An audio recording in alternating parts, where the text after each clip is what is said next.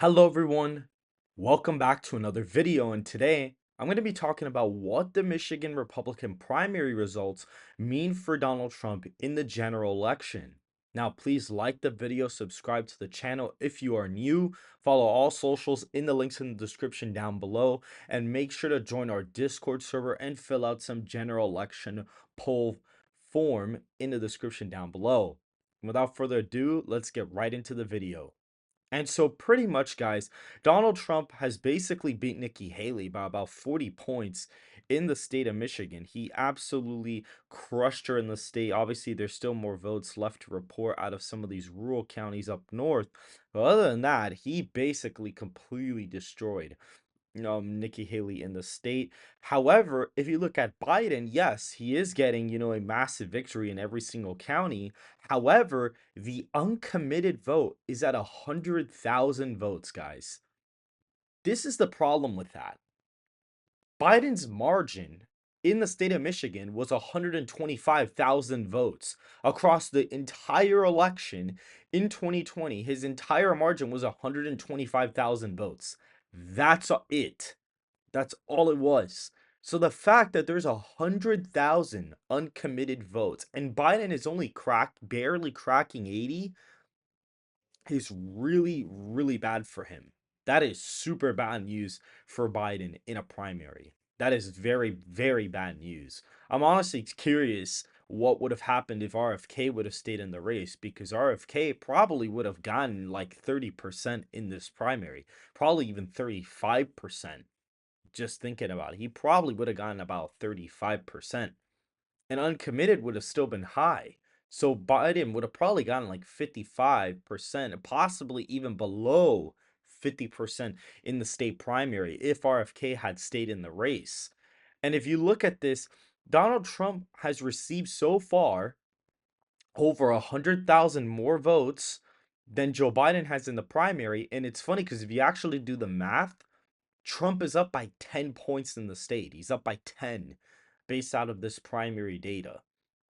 And so looking at my battleground map, which essentially I've already said that Wisconsin, Georgia, and Nevada are basically there, we could probably characterize Michigan in a tilt, almost leaning Republican column at this point. Which honestly, that would already put him above 270. If we're putting Michigan as a no matter what happens, he can't lose it at this point, it's basically game over for Biden. I would basically pretty much say that Donald Trump is basically 99% favored to win, and Joe Biden would be DOA.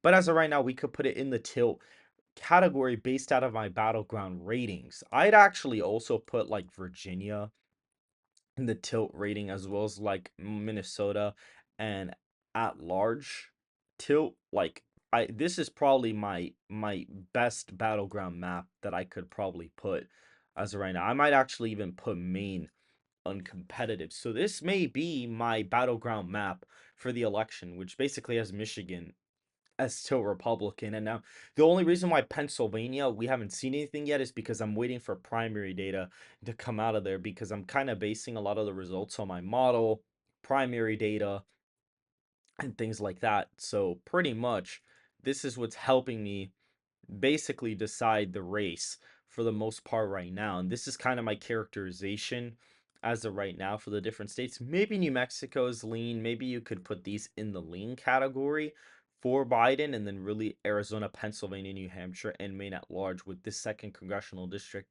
are the only states left up for grabs. Maybe this is a more fair estimate as a battleground map, but he's basically killing Biden right now. He is literally destroying Biden in the state's primary. And if we look at my model, he is actually up. Oh, this is the wrong model. Let's go to 2024 plus 2028. If we go to the model, right now the RCP average has him up 2.1. So I have him up at 5.1 because I think the national polls are going to be off by almost or around 3 points. This actually has him winning Minnesota, by the way. This actually has him winning Minnesota, which is really interesting. And he's up in Arizona by 8. He's up in Wisconsin he's up in Michigan by 6 points, which is a underestimation according to this primary data. I might construct a primary map based out of the results here. So I might do that. I'm not exactly sure, but we'll wait and see. But as of right now, the fact that 100,000 voters are not going to vote for Biden, that automatically puts the state at either tilt D. But the only reason why I'm putting it as tilt red is because all of the polling data there looks exceptionally well for him. And we're still waiting for primary data out of the states of Arizona, Pennsylvania, New Hampshire, Alaska. And the only reason why I'm not really waiting for primary results out of Wisconsin or Georgia or Nevada is because the states were looking really good. All of the demographic trends that are projected to happen are going to really push these states, to the right. And there's such big shifts that I just can't see Biden winning any of these as of right now. And at this point, we could probably put Michigan in the tilt Republican column. Theoretically, you'd probably put Pennsylvania in a tilt Republican column if that was the case. But this is my projection right now for the election. Donald Trump had 282 electoral votes to Joe Biden's 219 electoral college votes. If you guys did enjoy the video, please hit that like button, subscribe to the channel if you are new, follow all socials in the links in the description down below, and join our Discord server as well as filling out the general election polling form. And I hope you guys have a good rest of your day.